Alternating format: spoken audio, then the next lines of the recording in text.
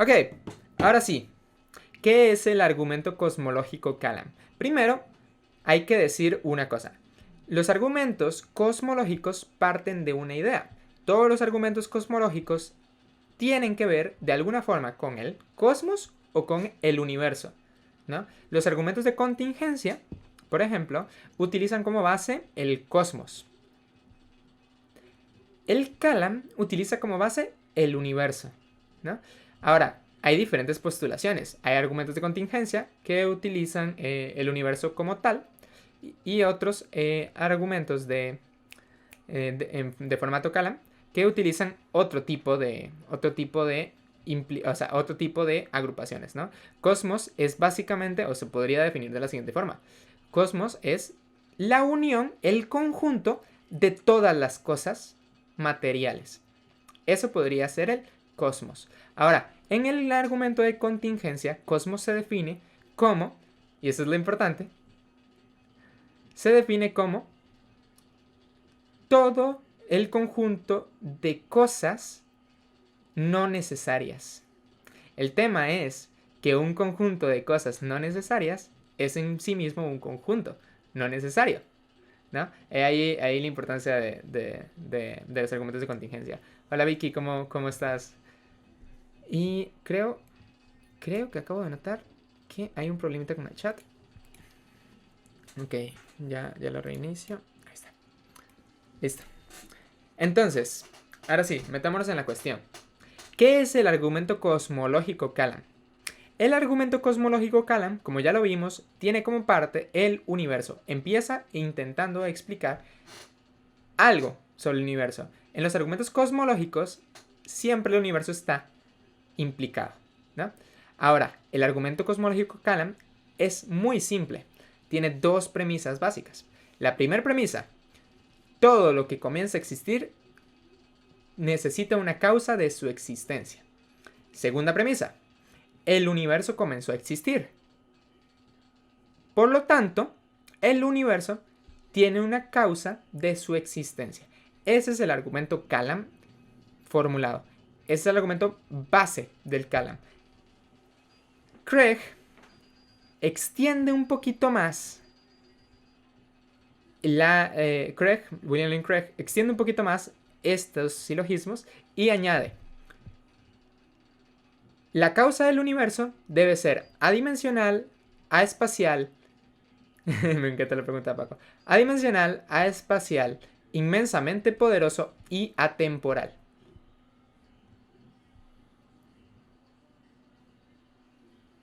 Y algo que pueda tener estas cuatro características es digno de ser llamado Dios. Eso es lo que postula William Lane Craig, ¿no? Ahora sí, vamos a empezar ya a destripar el argumento cosmológico Kalam, ¿no? Primer premisa: todo lo que comienza a existir necesita una causa de su existencia. ¿Qué significa esto? Necesariamente nosotros podríamos, necesariamente no, nosotros podríamos hacernos una pregunta y decir: oye, pero ¿por qué todo lo que comienza a existir? ¿No sería más fácil simplemente plantear y decir: todo tiene una causa de su existencia, como lo haría en el argumento como lo haríamos en los argumentos de contingencia? Pues no, porque hay un problema. Si yo digo todo necesita una causa, una razón de su existencia, un motivo de existir, yo puedo decir: bueno, la frase que acabo de decir necesita un motivo de su existencia. Pero luego yo puedo decir: la frase que yo acabo de decir, para justificar la frase, necesita un motivo de su existencia. Ok, pero la frase que acabo de decir, para justificar la frase que acabo de decir, necesita un motivo de su existencia.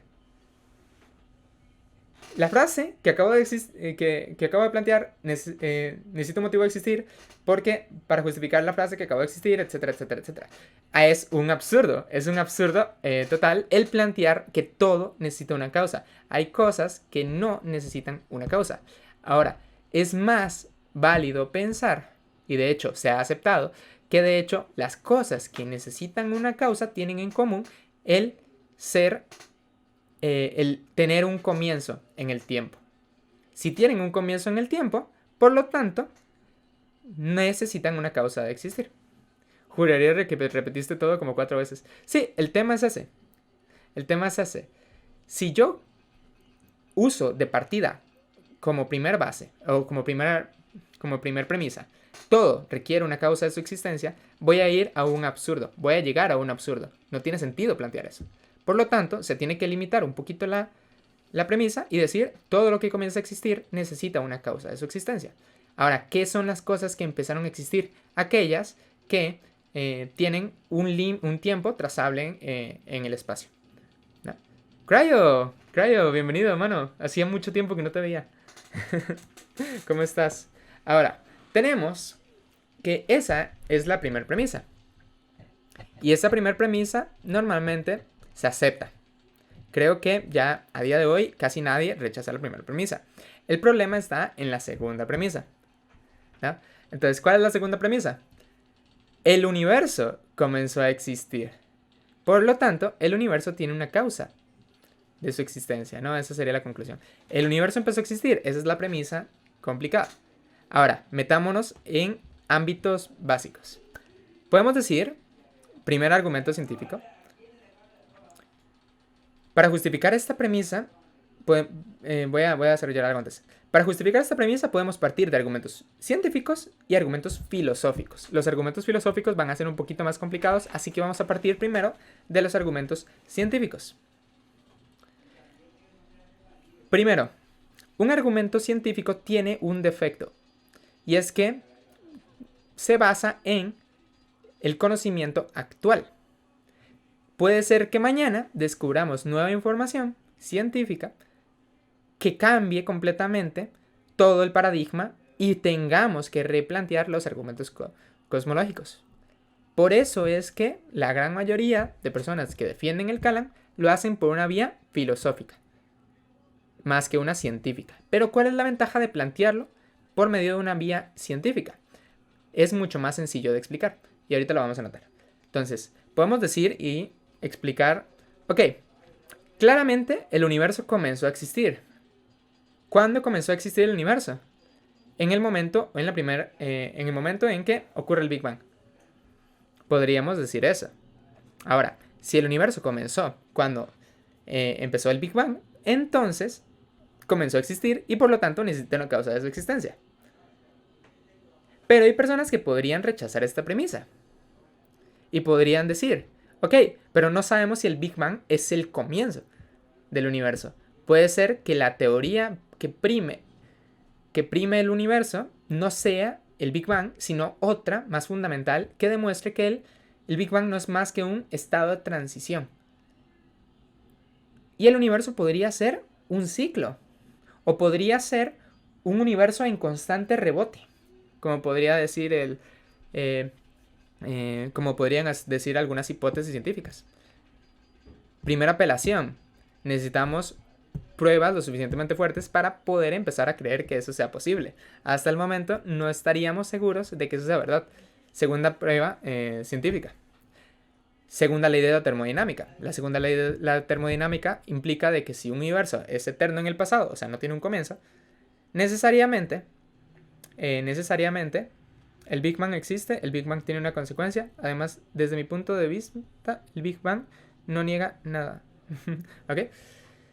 El universo en el pasado no puede tener materia infinita para poder llegar al presente.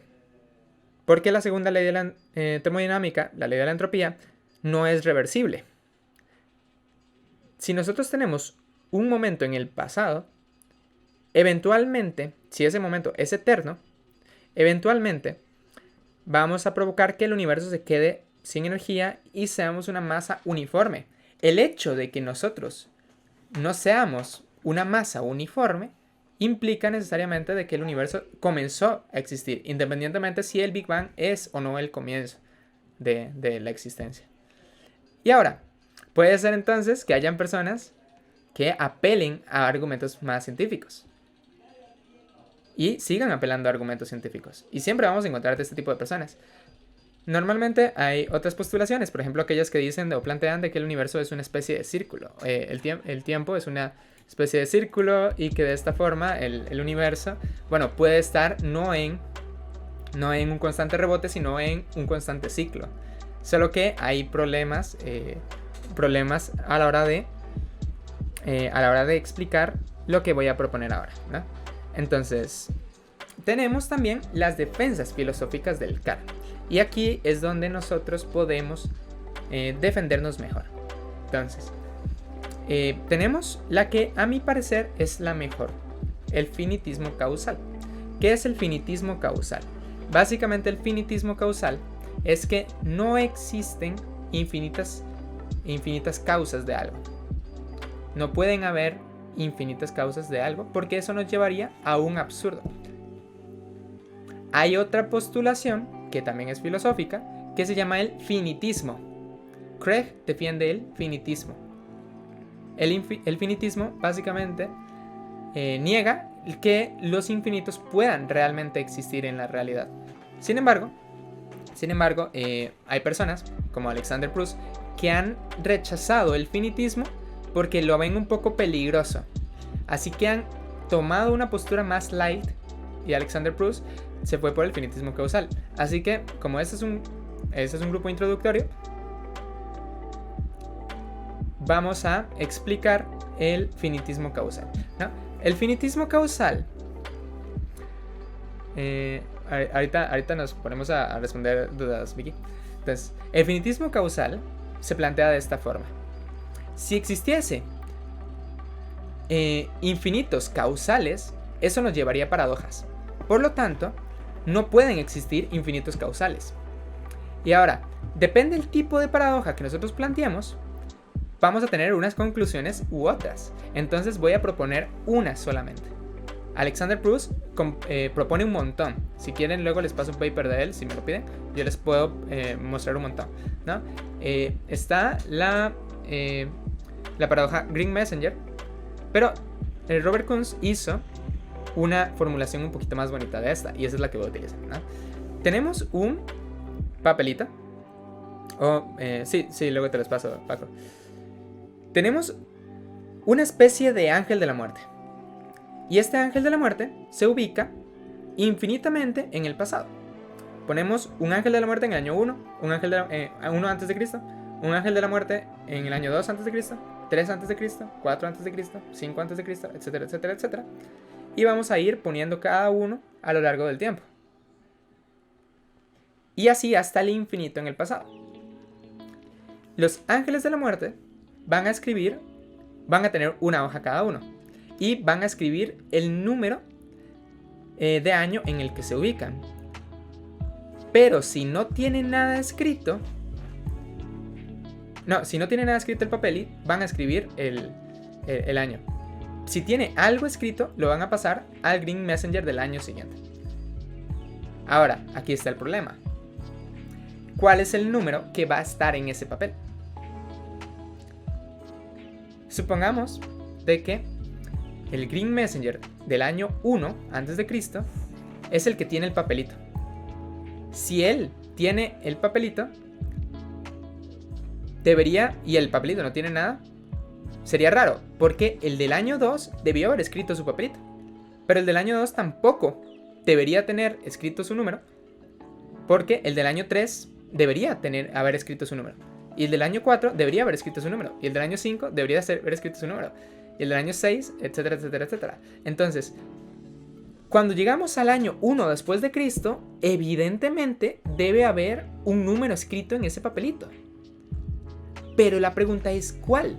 No podemos tener un número escrito en ese papelito, pero a la vez tenemos que tener un número escrito en ese papelito.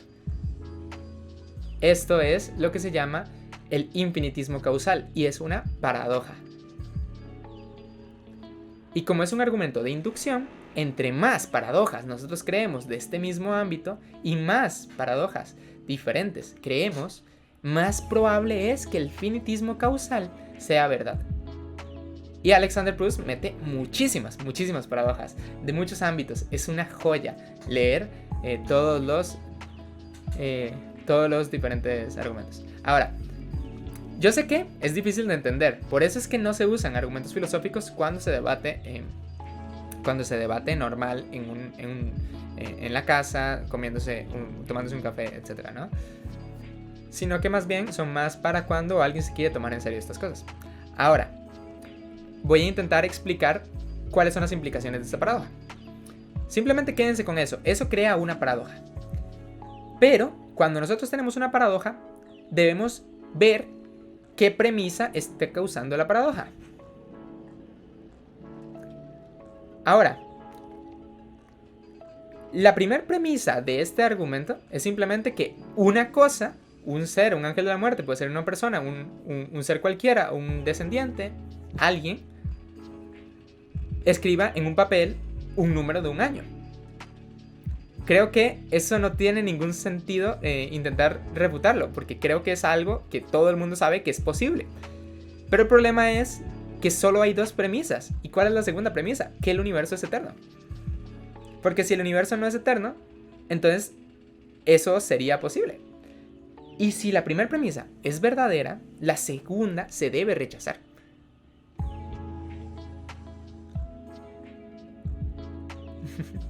Entonces, ¿cuál premisa es la que se rechaza? Que el universo sea eterno. He ahí el punto. Tenemos propuestas filosóficas para demostrar que el universo no es eterno en el pasado.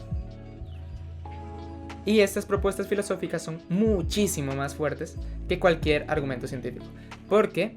Porque no importa qué argumento científico ocurra en el futuro, no importa si el universo se descubre que el Big Bang es un ciclo, es un avance o es algo extraño, que si el argumento filosófico existe, necesariamente el universo comenzó a existir. Ahora, hay otro argumento filosófico que también es más o menos aceptable. Es un poquito más simple, pero a mi parecer es un poquito más débil. Simplemente es el presente. Para que estemos en el presente, debería haber existido el universo debería haber empezado a existir. Porque si el universo no empezó a existir y es eterno en el pasado, para que yo pudiera llegar al presente, debería haber pasado una infinita cantidad de tiempo. Pero no ha pasado una infinita cantidad de tiempo en el pasado. ¿Por qué? Porque estamos en el presente. Así que no importa el argumento científico que se plantee, el universo tiene que tener un inicio porque necesariamente los argumentos filosóficos deben ser explicados. Y esos son dos que deben ser explicados. Y a priori no es algo que debamos rechazar. Y de hecho, no se rechaza. El finitismo causal puede ser aceptado por el naturalismo. Entonces, ya tenemos. Hola Rick, ¿cómo estás? Ya tenemos aquí la defensa del Kalam. Tenemos la primera premisa, todo lo que comenzó. No sé por qué no está sonando el Lofi. Bueno, no pasa nada. Todo lo que comenzó a existir necesita una causa de su existencia. Ya la defendimos. El universo comenzó a existir. Ya la defendimos. Y ahora viene la tercera premisa. Espero que mi papá nos esté escuchando gritando gol. Porque está bueno el partido. La tercera premisa es una conclusión. El universo necesita un motivo de su existencia. Ahora sí, metámonos en Craig. William Lane Craig. La postulación de William Lane Craig. No soy solo yo, somos dos. Oh, bueno, salúdame a Cele también. Entonces, la postulación de William Lane Craig va un poquito más allá.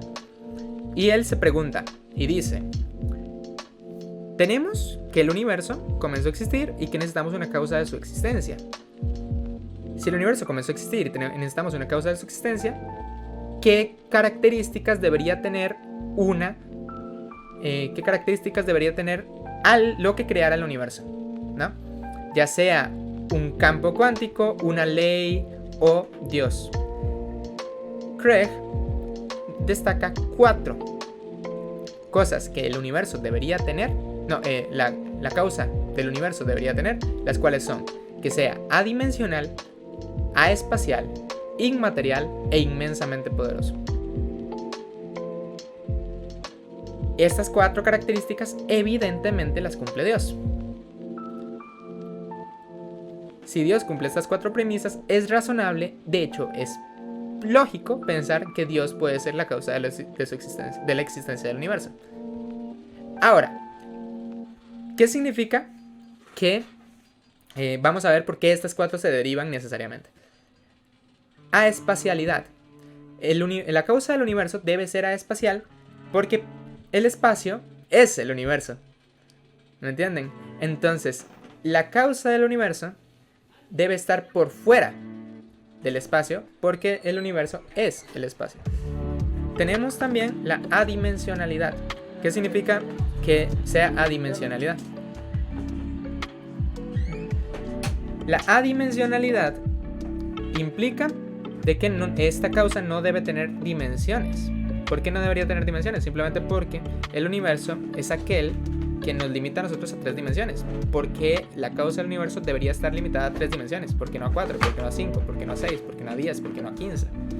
¿No? O incluso, como lo plantea Craig, simplemente no tener dimensión. No poder ser mezclada con la dimensión. No tener dimensiones. Ahora, también tenemos la atemporalidad. Recuerden que la primera premisa es: todo lo que comienza a existir necesita una causa de su existencia. Solo aquello que trasciende el tiempo. Qué bueno está ese comentario. Todo aquello que trasciende el tiempo puede ser causa del universo. ¿Y por qué? Porque no necesita una explicación, no necesita una razón para existir, simplemente existe. ¿No? Porque la primera premisa no abarca nada de las cosas que comenzaron a existir, solamente aquellas que no comenzaron a existir, y lo que no comenzó a existir es atemporal. Ahora sí, ahí continuamos con esa. Y aquí es donde está la vaina peligrosa. Inmensamente poderoso. Esta es la premisa complicada.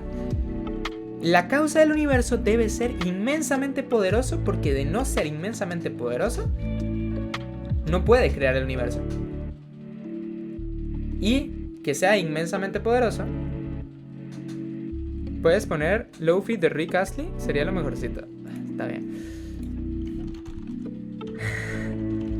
Como los mimo yo a ustedes, ¿eh? No puede ser. Espero que esto no tenga copyright, ¿no? Ah, sí tiene copyright. No puedo. Sorry. Ahí quedamos. Continuamos. Entonces, que sea inmensamente poderoso es algo complejo. Dios puede ser inmensamente poderoso, eso lo sabemos. Pero, por ejemplo, las matemáticas son adimensionales, aespaciales, atemporales, pero no inmensamente poderosos. Entonces, no todo lo que sea adimensional, atemporal y aespacial va a ser inmensamente poderoso. Porque las matemáticas son el vivo ejemplo. Yo no puedo decir 2 más 2 igual 4 y eso me va a traer un 4 tangible a mi mano. No tiene la capacidad creadora, no es inmensamente poderoso. Ahora, el debate continúa, porque después de esto hay una cosa más que hay que considerar. Ya sabemos que Dios cumple las características, pero pueden haber algo que cumpla las mismas características. No sé, una ley universal, un campo cuántico que tenga estas 3 características, la unión de muchas partículas extrañas. ¿Dónde las metió, güey? Arre. El punto es, si hay una explicación naturalista, esa explicación debe ser inmensamente poderosa, ya sea individualmente, como Dios, o ya sea por la unión de muchas fuerzas. Se le pone a Dawkins que le diga quién creó. Ay, Dios, ahorita abarcamos objeciones, pero esa me parece como una de las más absurdas. Pero bueno, continuamos. Tenemos ahora que explicar qué creó el universo. Cuando llegamos a la pregunta ¿qué creó el universo? Ahí es donde acaba el Kalam. No importa la conclusión a la que lleguemos, el Kalam no se intenta preguntar o no intenta derivar a Dios. El Kalam intenta llegar a un punto. Algo creó el universo. En el momento que llegamos a que algo creó el universo, hemos desarrollado el Kalam y lo hemos defendido bien. Ahora, hay ateos que defienden el Kalam. No defienden la conclusión de Craig, pero el Kalam sí. ¿Por qué? Porque no necesariamente el Kalam debe rechazarse. Porque los objetivos del Kalam no son necesariamente peligrosos. Siempre hay algunas conclusiones que son peligrosas, hay que tener cuidado. Porque obviamente la postulación de Craig para un ateo sí que sea peligrosa. Pero el Kalam como tal no es peligroso. Sin embargo, nos abre una puerta. El Kalam nos abre una puerta que ahora nosotros vamos a aprovechar. Entonces, eso es lo que yo llamo... que feo que Rendo te haga spoiler de los temas porque después uno se mete acá y escucha... Sí, es que a Rick se lo expliqué ayer. Entonces, como se lo expliqué ayer, bueno, ya lo sabe. El segundo... No, esto que acabamos de explicar podemos desarrollarlo como la primera parte para demostrar que Dios existe. Ahora, vamos a ir a la segunda parte para demostrar que Dios existe. La segunda parte, para demostrar que Dios existe, se basa en demostrar o desarrollar las premisas que van a darnos atributos de Dios. Hay algunos muy fuertes, hay algunos que se pueden refutar, pero el punto es, no importa, simplemente nosotros vamos a ir metiendo argumentos y argumentos y argumentos y argumentos y argumentos y argumentos y argumentos y argumentos y argumentos para ir desarrollando premisas que hagan más plausible que Dios exista a que sea otra cosa la que existe. Las casualidades, si existieran o existen, afectarían el Kalam, porque Kalam dice que todo tiene una causa, entonces no existirían las casualidades. Es que ahí lo que hay que considerar es otra cosa, pero creo que explicar eso sí sería como desviarse mucho. Entonces lo explicaré cuando ya terminemos toda la defensa y al final. Pero dile a Cele que no hay ningún problema. Yo creo que Paco ahí puede estarlos ayudando, porque yo creo que ahí tiene como las intenciones de ayudar, ¿no? Ahora sí, continuamos. Si yo planteo, por ejemplo, ajuste fino del universo, la conclusión del ajuste fino es que Dios es consciente, o que la causa del universo es consciente. Pero hay un problema. Dios puede ser consciente. Una partícula, un campo cuántico, una ley, una vaina rara que creara el universo no podría ser consciente. Argumento antropológico. Parece ser que el universo, o parece ser que el ser humano es especial. Está muchísimo más evolucionado que cualquier animal, y de hecho no de una forma que simplemente pueda darse al azar, sino que tiene algunas peculiaridades que simplemente por evolución no se podrían dar. Ese es el argumento antropológico. La conclusión es más probable que, si el argumento antropológico es verdad, es más probable que la causa del universo sea un ser que nos hizo a su imagen y semejanza a un ser que nos hizo azarosamente. Argumento ontológico. Los seres necesarios existen y existen necesariamente. Por lo tanto, si el inicio del universo es necesario, pues será el ser máximamente supremo. Y si es el ser máximamente supremo, entonces existe necesariamente y por lo tanto existe en este universo. Simplemente estoy pasando por encima los nombres. Ustedes ya en sus casas podrán buscar los argumentos más planteados, ¿no? Podemos meter, no sé, argumento estético, argumento de la moral, argumentos cosmológicos, ¿no? Argumento de la libertad. Hay muchos.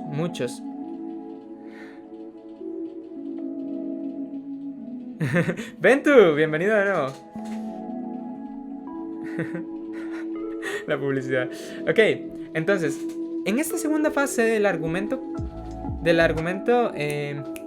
la demostración de que Dios existe, no nos interesa como que no nos refuten ningún argumento. Lo que nos interesa es plantear argumentos.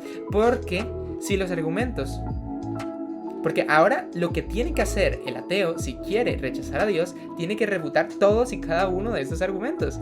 Entonces, por eso es que sirven esa lista de 500,000 argumentos a favor de la existencia de Dios. ¿Por qué? Porque la idea no es simplemente demostrar que existe Dios o que es plausible. La idea es simplemente demostrar que es muchísimo más probable que la causa del universo sea Dios a que sea un campo cuántico, una ley o una partícula.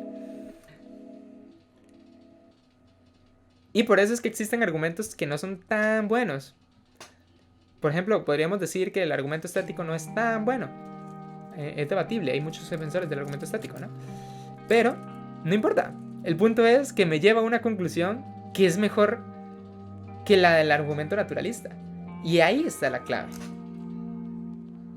Y ahora sí, ahí ya habríamos terminado en el momento que nosotros descubrimos que basta con que nos acepten un argumento. Bastan con uno para que ya Dios sea más probable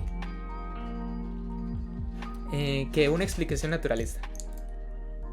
Y ahora sí, eso, cuando la persona nos acepta al menos uno de ellos, ya pasamos de el argumento. No, ya pasamos de fase 2 a fase 3 de la demostración de que Dios existe. La fase 3 es demostrar que es el Dios cristiano. Y para demostrar que es el Dios cristiano hay dos formas. La que a mi parecer es la forma más fácil, agarrar a todos los tipos de Dios y empezar a funárselos. Eso no lo voy a hacer ahorita, porque evidentemente tampoco quiero estar aquí como 40 horas, ¿no? Pero pongamos un ejemplo. ¿Por qué el Dios del Islam no puede ser verdad? Pues porque el Dios del Islam tiene estas características, y entre las características que tiene es que sea consistente en toda la Biblia. En todo el Corán. Basta con refutar el Corán para demostrar que Dios no existe. Eso se ha hecho. Por lo tanto, el Dios del Islam no existe. Y para algún listillo que haya por ahí, no, el Dios del Islam no es el mismo Dios que el del cristianismo. Ahorita vamos a ver una más. Dios sí existe. Ese es un argumento que podríamos tirar. Dios sí existe, es trino. Si Dios existe y es trino, es el Dios cristiano. Porque el único que defiende que el Dios cristiano... No, el único que defiende la Trinidad es el Dios cristiano. Ni el judaísmo, ni el islam, ni los hinduistas defienden un Dios trino. Ahora, podemos agarrar y decir, ¿por qué el Dios hinduista no puede existir? Porque es un Dios deísta. Y como Dios deísta... Trino que me acuerdo de Twitter. Ok. Si es un Dios deísta, bueno, entonces simplemente podemos apelar a argumentos de moral, a argumentos de bondad, argumentos de amor, etcétera, etcétera, etcétera, para quitarnos de encima el deísmo. El tema es, la tercera fase de la demostración de que Dios existe y es el Dios cristiano, es simplemente agarrar todas las religiones, empezar a filtrarlas y descubrir cuál es la mejor, la más acercada a esto. Y ahora, finalmente, no lo voy a desarrollar porque ya lo desarrollé en su momento. Tenemos, en otro video, aunque no lo voy a subir a YouTube, tenemos el argumento histórico. El argumento histórico es lo suficientemente fuerte como para si es verdad, el Dios cristiano exista necesariamente. Por lo tanto, para poder demostrar que Dios existe, vamos a repetir. Y ahora sí, vamos concluyendo porque ya finalizamos. Para poder demostrar que Dios existe, partimos de un argumento cosmológico. El que sea. Yo defendía el Kalam, pero pueden defender el cosmológico. Argumentos como el de contingencia, que a mi parecer, repito, son mejores, pero son más fáciles de explicar los del Kalam. Ahora, después de que explicamos el Kalam, pasamos a segunda fase. Ver las características del Dios creador del universo, o mejor dicho, de lo que creó el universo. Y ahí es donde metemos argumento de ajuste fino, ontológico, antropológico, etcétera, etcétera, etcétera, etcétera.